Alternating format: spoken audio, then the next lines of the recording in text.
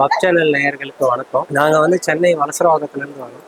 இந்த pure cinema book ஷாப்புன்ற idea வந்து எங்களுக்கு எங்கேருந்து கிடைச்சதுன்னா 18 வருஷத்துக்கு முன்னாடியே இது வந்து ஸ்டார்ட் பண்ணிட்டாங்க. திரு அருண்மோ அப்படின்ற ஒரு நபர் தான் வந்து இதை ஒரு தொடக்கம் பண்ணார். சினிமாவை வந்து வெகுஜன மக்களுக்கு கொண்டுட்டு போய் சேர்க்கணுன்ற ஒரு நல்ல நோக்கத்தில் இது ஒரு மூவ்மெண்ட்டாக வந்து அவர் நடத்திட்டு இருக்காரு. ஆரம்ப காலகட்டத்தில் பார்த்தீங்கன்னா தமிழ் ஸ்டூடியோ அப்படின்னு சொல்லிட்டு ஸ்டார்ட் பண்ணாரு. அதுக்கப்புறம் நாளடைவில் அது பியூர் சினிமா அப்படின்னு சொல்லிட்டு புக் ஷாப்ஸாக போட ஆரம்பிச்சோம். சினிமாங்கிறது ஒரு பெரிய கனவாகவே இருந்தது. ஒரு வெகுஜன மக்கள்ல ஒரு அடிமை கீழே ஃபினான்ஷியலாக ஸ்ட்ரகிள் பண்ணுற ஒருத்தர்கிட்ட இருந்து ஒரு சினிமாவை வந்து அடைய முடியாத ஒரு சூழல் இருக்கும்போது புக்ஸ் ஆகட்டும், அவங்க வந்து நிறைய புக்ஸ் படிக்கணும்னா டெக்னிக்கல் டேர்ம்ஸ் வந்து நிறையா இங்கிலீஷில் இருக்கிறதுனால புரியாத காரணத்தினால நம்மளே அதை வந்து மொழிபெயர்த்து தமிழில் போடலான்னு சொல்லிட்டு திரு அருண் எங்கள் சார் தான், அவரோட ஸ்டூடெண்ட்ஸ் நாங்கள்லாம். அவர் வந்து அந்த ஐடியாலஜி இம்ப்ளிமெண்ட் பண்ணி ஒரு புக் ஷாப் ஒன்று ஓப்பன் பண்ணாரு. அப்படி ஓப்பன் பண்ணதான் இந்த பியூர் சினிமா புக் ஷாப்னு சொல்லிட்டு. அது போக நாம வந்து சென்னையில ஒர்க் ஷாப்ஸ் ஆகட்டும், நிறைய டேரக்டர்ஸ் கூட்டிட்டு வந்து அப்கமிங் டேரக்டர்ஸ் ஆகட்டும், டேலண்டட் டேரக்டர்ஸ் ஆகட்டும், இவங்க எல்லாத்தையும் ஒரு மாஸ்டர்ஸை கூப்பிட்டு வந்து ஒர்க் ஷாப்ஸ் ஆகட்டும், வீக்லி சாட்டர்டே சண்டேஸ் வந்து ஃப்ரீ டிஸ்கஷன்ஸ்லாம் கண்டக்ட் பண்ணிருக்கோம். ஸோ அதெல்லாமே மேக்ஸிமம் ஃப்ரீயாக தான் இருக்கும். ஒர்க் ஷாப்ஸ் மட்டும் பெய்டடாக இருக்கும். நீங்கள் நம்ம பியூர் சினிமா சேனலை வந்து யூடியூப்ல இருக்கும், அதை நீங்கள் செக் பண்ணீங்கன்னா இருக்கும். இப்போ நம்ம கிட்ட என்ன புக்ஸ் எல்லாம் இருக்குன்னு பார்த்துக்கிட்டீங்கன்னா சினிமா ரிலேட்டடா, அதாவது நம்ம கிட்ட படத்தோட ஸ்க்ரீன் பிளேஸ் வந்து எல்லாமே படத்தோட ஸ்க்ரீன் பிளேஸ் எதுக்காக நம்ம போட்டுக்கணும்னா, ஒரு நான் வந்து ஈஸியா படம் பார்த்து போயிடலாமே, எதுக்கு நான் புக் வாங்கி ஸ்க்ரீன் பிளே படிக்கணும்னு பார்த்தீங்கன்னா, இது வந்து ஒரு ஹைப்பர் லிங்கான ஃபிலிம் மாநகரம். ஸோ இந்த ஸ்க்ரீன் பிளே ஒரு அப்கமிங் டைரக்டர் அவர் எப்படி அதை அச்சீவ் பண்ணியிருக்காருன்னு நமக்கு தெரியும். எந்தெந்த இடத்துல என்னென்ன மாதிரி ரைட்டிங் பண்ணியிருக்காருன்னு நமக்கு தெரியும். So cinema is a writing தான். நீங்க என்ன எழுதுறீங்களோ அதுதான் விஷுவல்ஸ்ல வரும். ஸோ அப்போ அவங்க என்ன எழுதிட்டாங்கிறது நமக்கு தெரிஞ்சா மட்டும்தான் இந்த ஸ்க்ரீன் பிளே ரொம்ப இம்பார்ட்டன்ட்.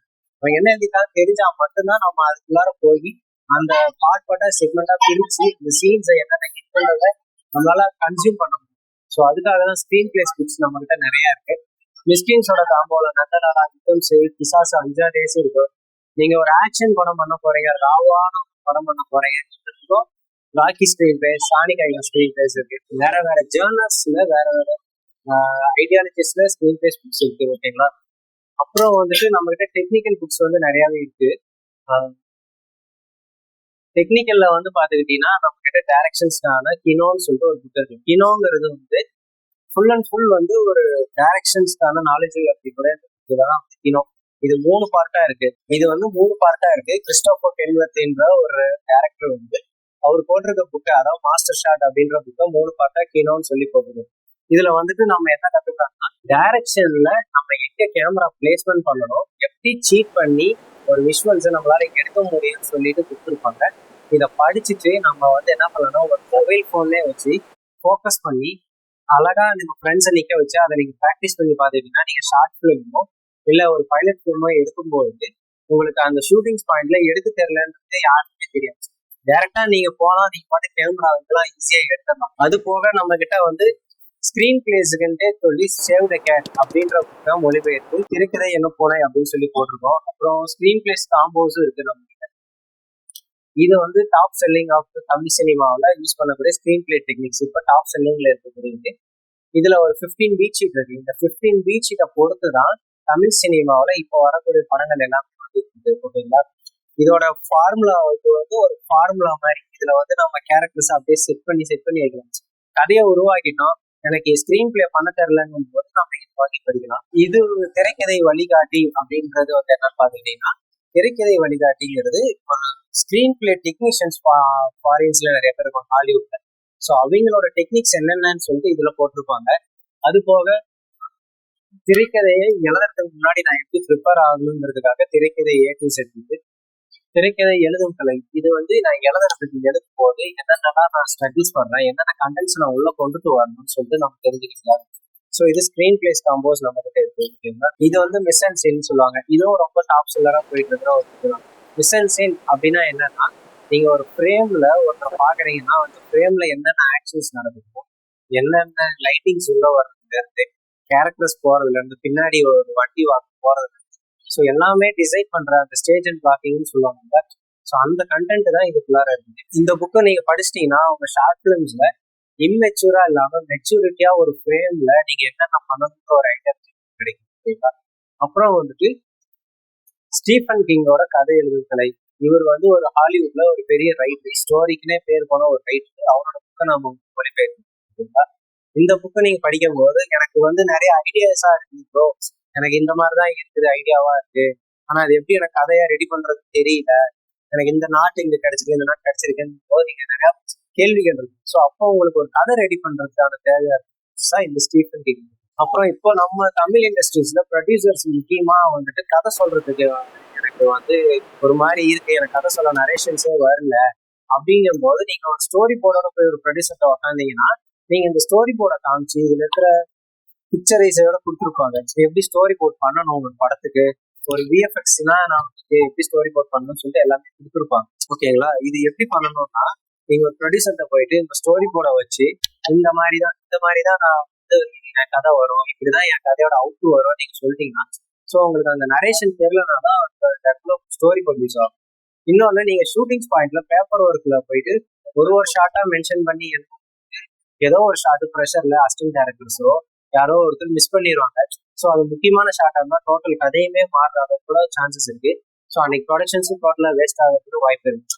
ஸோ அப்போ நீங்க என்ன பண்ணீங்கன்னா ஸ்டோரி போர்ட் போட்டுட்டீங்கன்னா ஈஸியா இந்த சீனுக்கு இத்தனை ஷார்ட்னு உங்களுக்கு தெரியும், அந்த ஃப்ரேமை பார்த்து நீங்க ஷார்ட்டை டிக் பண்ணிட்டு போயிடலாம். யூஸ் பண்ணி இது ஷார்ட் ஃபிலிம்க்கும் நீங்க யூஸ் பண்ணிக்கலாம். இது வந்து கலர் பேலட்ஸ்க்காக போட்டிருக்குது. அதாவது நம்ம படங்கள்ல என்னென்ன கலர் டோன்ஸ் யூஸ் பண்ணணும், என்ன வந்து அந்த கலர் வந்து பிரதிபலிக்குது ஆடியன்ஸுக்கு, ஆடியன்ஸ்னால கலர் பேலட் என்ன சைக்கலாஜிக்கலா அஃபெக்ட் பண்ணுதுன்னு சொல்லிட்டு நம்ம கத்துக்கணும். நீங்க ரீசெண்டா ராயன் படம் பாத்தீங்கன்னா ராயன் படத்தோட கதைகள் வந்து கலர் பேலட்ஸ் மூலயமா அவ்வளோ அழகா சொல்லியிருப்பாங்க. கலர் பேலட் மூலயமா அந்த கதைகளை வந்து ஆடியன்ஸ் ஒரு மாதிரி மறைச்சிருக்கும், ஆடியன்ஸ் எங்கேஜிங்கா அந்த கதையெல்லாம் பார்த்துருப்பாங்க. அந்த மாதிரி நீங்க மணிரத்னம் சார் படங்கள்லாம் பாத்தீங்கன்னா ஒரு கலர் பேலட்ஸ் அந்த அளவுக்கு யூஸ் பண்ணியிருப்பாங்க. அவங்க சினிமேட்டிக்கா விஷுவல்ஸ்ல யூஸ் பண்ணியிருப்பாங்க, இது கலர் பேலட்ஸ் எடிட்டிங்ல யூஸ் பண்ணிருக்காங்க, டெக்னிக்கா இருக்கும். இது ரெண்டும் பாத்துக்கிட்டீங்கன்னா சினிமாட்டோகிராஃபி புக்ஸ்ன்னு சொல்லுவாங்க. அதாவது சினிமாட்டோகிராஃபி பேசிக்ஸ் நான் வந்து கத்துக்கணும், நான் இப்பதான் ஸ்டார்ட் பண்ணியிருக்கேன், எனக்கு சில டெக்னிக்கல் டேர்ம்ஸ் எல்லாம் தெரியல, லைட்டிங்லாம் நான் கத்துக்கணுமா, அந்த மாதிரி ஐடியாஸ் நிறைய பேர் கேள்விகள் இருக்கும். ஸோ அதுக்கு பேசிக்கா நீங்க கத்துக்க வேண்டியதுதான் ஒலி எனும் முயற்சி அப்ஸ்ட்ராக்ட். இது 5Cன்னு சொல்லிட்டு ஒரு இங்கிலீஷ் புக்ல இருந்து தழுவி போட்டு தமிழ்ல போட்டிருக்கிறோம். 5Cயோட மினி வெர்ஷன்ஸ் தான். இதுலயுமே வந்து சினிமாட்டோகிராஃபி டெக்னிக்ஸை வந்து ஹாலிவுட் ரேஞ்சஸ் இருக்கும், இது பேசிக்ஸ் ரேஞ்சஸ் இருக்கும். இப்போ பார்த்துக்கிட்டீங்கன்னா ப்ரோ எனக்கு வந்து புக்ஸ் படிச்செல்லாம் எனக்கு வந்து அந்த அளவுக்கு நாலேஜ் இதாகாது, எனக்கு படம் பார்த்து தான் நான் சினிமா கற்றுக்கணும்னு ஆசைப்படுறவங்ககிட்டே நம்மகிட்ட புக்ஸ் இருக்குது. அது வந்து திரைப்படம் பார்க்கும் கலை அப்படின்னு சொல்லிட்டு போட்டிருக்கோம். நீங்கள் படிக்கலைனாலும் எனக்கு படம் பார்த்தா சினிமா கற்றுக்கணும்னு ஆர்வம் இருக்குன்னு நினச்சிங்கன்னா திரைப்படம் பார்க்கும் கலையில் நம்ம ஃப்ரேமில் எப்படி நம்ம ஒரு படம் பார்க்கணும்னு சொல்லிட்டு இருக்கும். அவங்க எப்படி கேரக்டரை நவுத்திருக்காங்க, என்ன சொல்ல வராங்க விஷுவல் மீடியமில், எப்படி நம்ம ஒரு ஆக்டராக இருந்தாலும் அந்த ஆக்ட்ரஸ் கூட இந்த புக் வாங்கி பண்ணலாம், அந்த ஆக்டரை வந்து எப்படி வேலை வாங்கியிருக்காங்க. ஸோ அந்த மாதிரி சின்ன சின்ன நுணுக்கங்கள் வந்து நம்ம தெரிஞ்சுக்கிறதுக்காக திரைப்படம் பார்க்கும் கலை 1 and 2 நம்ம கிட்ட இருக்கு. எனக்கு வந்து விஷுவலா நான் வந்து ஸ்டோரி டெல்லிங் பண்ணேன், எனக்கு வந்து டைலாக்ஸே இருக்கக்கூடாது, நான் வந்து ஒரு பர்ஃபெக்ட் ஃபிலிம் மேக்கர்னா விஷுவலா தான் நான் ஸ்டோரி சொல்வேன் அப்படின்னு நினைக்கிறவங்க வந்து திரைமொழி அப்படின்ற இந்த புக்கு நீங்க வாங்கிக்கலாம். திரைமொழிங்கிறது வந்து பார்த்துக்கிட்டீங்கன்னா விஷுவலா நம்ம எப்படி ஸ்டோரி டெல் பண்ணலாம், இது வந்து ஒரு கிராமர் ஆஃப் லாங்குவேஜ், ஃபிலிம் லாங்குவேஜ்னே சொல்லலாம். ஸ்டார்டிங்ல இருந்து எண்டிங் வரைக்கும் எப்படி சினிமா வந்து உருவானது, எப்படி விஷுவலாக ஸ்டோரி டெல்லிங் பண்ணலான்னு சொல்லிட்டு இந்த புக்கில் வந்து நமக்கு இருக்கும். நான் வந்து சினிமாவில் ரொம்ப பேசிக்காக அப்போ தான் ஸ்டார்ட் பண்ணுறேன். ஃபஸ்ட்டு எனக்கு சினிமானா என்னன்னு புரியணும். நிறைய பேர் வந்துட்டு சினிமா படம் பார்த்துட்டு ஒரு ஆர்வத்தில் வந்துடுறாங்க, அவங்களால நிறைய ட்ரை பண்ணுறாங்க, நிறைய இடத்துக்கு போகிறாங்க, ப்ரொடியூசர்ஸ் பார்க்குறாங்க, டைரக்டர்ஸ் பார்க்குறாங்க, பட் ஆனால் என்னால் அச்சீவ் பண்ண முடியல அப்படின்னு நினைக்கிறவங்களோட முக்கியமான காரணம் என்னன்னா சினிமான்ற புரிதல் ஒன்று அவங்களுக்கு இருக்கவே. சினிமானா முதல்ல என்னன்னு புரிஞ்சுக்கணும். ஒரு நம்ம கிட்ட இருக்க கதையை சொல்றது சினிமா அப்படின்னு நினைக்கிறாங்க. நம்ம கிட்ட இருக்கிற வாழ்வியல், நம்மளோட மக்கள் வாழ்வியல், நம்மளோட வழிகள், இதெல்லாம் சொல்லக்கூடிய ஒரு விஷுவல் மீடியம் தான் சினிமாவா இருக்கு. ஓகேங்களா, ஸோ அப்போ நமக்கு முதல்ல சினிமானா என்னன்னு புரியணும். இதுக்கு முன்னாடி சினிமா நாம எப்படி பார்த்துட்டு இருந்திருக்கிறோம், இப்போ சினிமா எப்படி இருக்குதுன்னு நம்ம தெரியணும்னா இந்த 2 புக்கு ரொம்ப அவசியமானது. சினிமா என்னும் கலையும் நாடு கடந்த கலையும். சினிமானா நான் முதல்ல என்னன்னு தெரிஞ்சுக்கணும் அப்படிங்கிறதுக்கு சினிமா என்னும் கலை இருக்கணும். நாடு கடந்த கலை வந்து நான் டெக்னிக்கலாக சினிமாவை புரிஞ்சுக்கணும் அப்படிங்கும்போது நீங்கள் நாடு கடந்த கலையை படிக்கலாம். இதில் என்னன்னா 15 ஷார்ட் ஃபிலிம் இருக்கும். இந்த நாடு கடந்த கலை 1930s 40s 60s ஆஸ்கர் கேன்ஸ்ல அவார்ட் வாங்கின ஷார்ட் ஃபிலிம்ஸ் இருக்கும். ஸோ குறிப்பிட்ட ஒரு 10 நிமிஷம் 11 நிமிஷத்துலேயே ஆடியன்ஸை எங்கேஜிங்காக வச்சு 24 கிராஃப்ட்ஸையும் யூஸ் பண்ணி ஒரு ஷார்ட் ஃபிலிம் எடுத்திருப்பாங்க. ஸோ அப்பேற்பட்ட ஷார்ட் ஃபிலிம்ஸ் தான் இதில் இருக்கும். இது யூடியூப்லேயே அவைலபிளாக இருக்கும். நீங்கள் ஒரு ஷார்ட் ஃபிலிம் பண்ண போகிறீங்க, எனக்கு எப்படி ஒரு ஷார்ட் ஃபிலிமை இம்ப்ரெசிவாக கொடுக்கணும், ஒரு ப்ரொடியூசர்கிட்ட ஈஸியாக அச்சீவ் பண்ணுற மாதிரி ஒரு கிறிஸ்பியாக நான் ரெடி பண்ணணும்னு நினைக்கிறவங்களுக்கு இந்த நாடு கடந்து ரொம்ப யூஸ்ஃபுல்லாக இருக்கும். ப்ரோ எனக்கு வந்துட்டு இப்போ நான் ஸ்க்ரீன் பிளே நான் கற்றுக்கிட்டேன். எனக்கு நான் லீனியர் ஸ்க்ரீன் பிளே எனக்கு ரெடி பண்ணவே தெரியல. அதுக்கான டெக்னிக்கல்ஸ் எப்படி இருக்கணும்னு நீங்கள் பார்த்தீங்கன்னா, ஃபர்ஸ்ட் பேசிக்ஸில் வடச்சென்னை ஸ்க்ரீன் பிளேவை நீங்கள் வாங்கி பாருங்க. வடச்சென்னை ஏன் நான் சூஸ் பண்ணுறேன், ஏன் உங்களுக்கு நான் ப்ரிஃபர் பண்ணுறேன்னா, வடச்சென்னை ஒரு இது வரைக்கும் இண்டஸ்ட்ரியில் யூஸ் பண்ணாத ஒரு ஸ்க்ரீன் பிளே டெக்னிக். அதாவது ஒரு கதை காலகாலமாக நடந்துக்கிட்டே வருது, ஓகேங்களா. ராஜன் காலத்துலேருந்து ஆரம்பித்த கதை அன்புன்ற ஒரு காலகட்டத்திலேருந்து வருது. 1987 ஆரம்பித்து 2000 அப்படி கதை மூவ் ஆகுது. 2002 கதை மூவ் ஆகுது வடச்சென்னை. ஸோ இதை நேர்த்தியாக சொன்னாலே ஆடியன்ஸுக்கு ரொம்ப போர் அடிக்கும். ஏன்னா காலங்கள் மாற மாற ரொம்ப போர் அடிக்கிறதுனால இவர் நான் லீனியரில் குவிண்டின் டாரண்டினோட டெக்னிக்னு சொல்லுவாங்க. அவர் அப்படி தான் பண்ணுவார். ஒரு கதையை மாற்றி மாற்றி மாற்றி மாற்றி சொல்லுவார். ஸோ அந்த டெக்னிக்கை வடச்சென்னையில் இம்ப்ளிமெண்ட் பண்ணியிருப்பார்.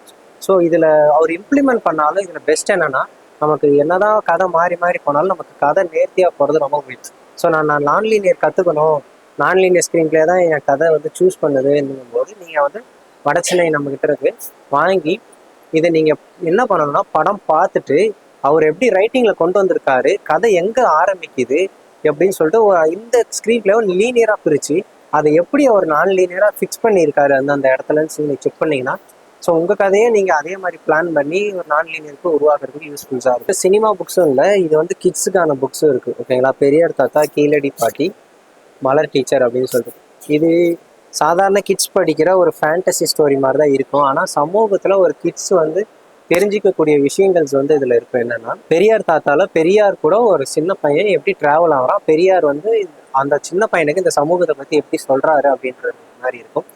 அதே மாதிரி மலர் டீச்சரும் கிட்ஸ்க்கான புக் தான். கீழடிங்கிறது கிட்ஸ்க்கான புக்கு. இது 3 நம்மக்கிட்ட இருக்குது. நான் தமிழ் படங்கள் எனக்கு வேண்டாம், எனக்கு ஒரு ஹாலிவுட் ஸ்கிரிப்ட் கொடுங்க, ஹாலிவுட் ஸ்கிரிப்டில் அவங்க நம்ம லாங்குவேஜஸ் எப்படி எழுதுறாங்கன்னு நம்ம கற்றுக்குறோம், ஹாலிவுட்டில் எப்படி எழுதுவாங்கன்னு சொல்லிட்டு உங்களுக்கு தெரியல அப்படின்னா, இப்போ இன்டர்ஸ்டெல்லர் புதுசாக போட்டிருக்கோம். இது ஜோனத்தன் நாலன்ட்ட அவர்கிட்ட காப்பி ரைட் வாங்கி அவரோட ஸ்க்ரீன் பிளேஸும் அவரோட ஸ்டோரி போர்டுமே வாங்கி நம்ம போட்டிருக்கோம். தமிழ்லேயே போட்டிருக்கோம், ஏன்னா எல்லாருக்கும் எளிமையாக புரியணுங்கிறதுக்காக. ஸோ இன்டர்ஸ்டெல்லர் ஸ்க்ரீன் பிளேவை நீங்கள் வாங்கி படிக்கும்போது உங்ககிட்ட ஒரு ஸ்பேஸ்க்கான கதை இருக்குங்கும்போது அது எப்படி அவர் ரைட்டிங்கில் அச்சீவ் பண்ணியிருக்காருன்னு நம்ம தெரிஞ்சுக்கலாம். அவன் இன்கேஸ் ஹாலிவுட்டில் எப்படி அவங்க ஸ்க்ரீன் பிளேஸ் எழுதியிருக்காங்க, அவங்க என்ன மெத்தட் யூஸ் பண்ணியிருக்காங்கன்ற ஐடியாலஜி நமக்கு கிடைக்கணும்னா நீங்கள் இன்ட்ரெஸ்டெல்லாம் வாங்கிக்கணும். ஆக்டிங்கான புக்கும் பார்த்துக்கிட்டிங்கன்னா நம்மக்கிட்ட இருக்குது. இது நடிப்பு நூறு, இந்திய நடிப்பு. இந்த நடிப்பு நூறுங்கிறது எதுக்குன்னா, இதுக்குள்ளார ஒரு 100 டிப்ஸ் இருக்கும். அதாவது உங்களோட ஃபீலிங்ஸை கடத்துறதுக்கான ப்ராக்டிஸாக இந்த 100 டிப்ஸ் இருக்கும். அதை நீங்கள் என்ன பண்ணணும்னா, படிச்சுட்டு ஒரு கண்ணாடி முன்னாடியோ நம்ம ஃப்ரெண்ட்ஸ் முன்னாடியோ ஒரு கேமரா முன்னாடியோ அந்த ஃபீலிங்ஸை நீங்கள் ட்ரை பண்ணணும். ஆக்டிங் மூலயமா அது கொண்டுட்டு வர்றதுக்கு என்னென்ன ப்ராக்டிஸ் பண்ணணும்னு சொல்லிட்டு நடிப்பு நூறில் இருக்கும். இந்திய நடிப்பு இலக்கணம் அப்படிங்கிறது பார்த்தீங்கன்னா, நம்ம லாங்குவேஜுக்கு தகுந்த மாதிரி நம்மளோட மக்களுக்கு ஒட்டுற மாதிரி எப்படி நம்ம நடிக்கணுங்கிறதுக்காக தான் இந்த புக்கு, ஓகேங்களா. ஏன்னா ஃபாரினில் இன்கேஸ் ஒரு டெத் சீன் நடக்குதுன்னா ஃபாரினில் எல்லாரும் அமைதியாக நிற்பாங்க. ஸோ அது அவங்க கல்ச்சர்ஸ். நம்மளோட கல்ச்சர்ஸுக்கு அப்படி நம்ம நின்னோம்னா அது ஆடியன்ஸுக்கு பெருசாக கனெக்ட் ஆகுது. ஸோ அப்போ நம்ம எந்த மீட்டரில் அந்த சுச்சுவேஷனை ஹேண்டில் பண்ணணும்னு ஒரு ஆக்டர் தெரிஞ்சுக்கணுங்கிறதுக்காக இந்திய நடிப்பு இலக்கணம் ரொம்ப யூஸ்ஃபுல்லாக இருக்கும் அவங்களுக்கு. இப்போ எனக்கு சினிமாவில் டெக்னிக்கலாக நிறையா தெரியும். நான் இப்போ என்கிட்ட ஒரு ஸ்கிரிப்ட் இருக்குது, ஒரு ப்ரொடக்ஷன் டிபார்ட்மெண்ட்டில் நான் போய் பார்க்கும்போது அவங்க என்னென்ன வேலைகள் செய்வாங்க, ஒரு தயாரிப்பாளர் ஒரு டைரக்டர்கிட்ட என்ன எதிர்பார்க்குறாருன்றது தெரியாமல் நிறைய பேர் இருப்பாங்க. ஸோ அவங்களுக்கான புக்கு தான் film making A to Z, cinema தயாரிக்கும் கலையும். ஃபிலிம் மேக்கிங் A to Zல ப்ரொடக்ஷன்லேருந்து ப்ரீ ப்ரொடக்ஷன், போஸ்ட் ப்ரொடக்ஷன், அதாவது டெவலப்மெண்ட், ஸ்டோரி டெவலப்மெண்ட்லேருந்து போஸ்ட் ப்ரொடக்ஷன் வரைக்கும் என்ன பண்ணுவாங்க, அந்த படம் எடுத்ததுக்கப்புறம் அதை எப்படி ப்ரொமோட் பண்ணுறாங்க, அந்த மாதிரி டிப்ஸ் எல்லாமே இதில் இருக்கும் ஃபிலிம் மேக்கிங் A to Zல.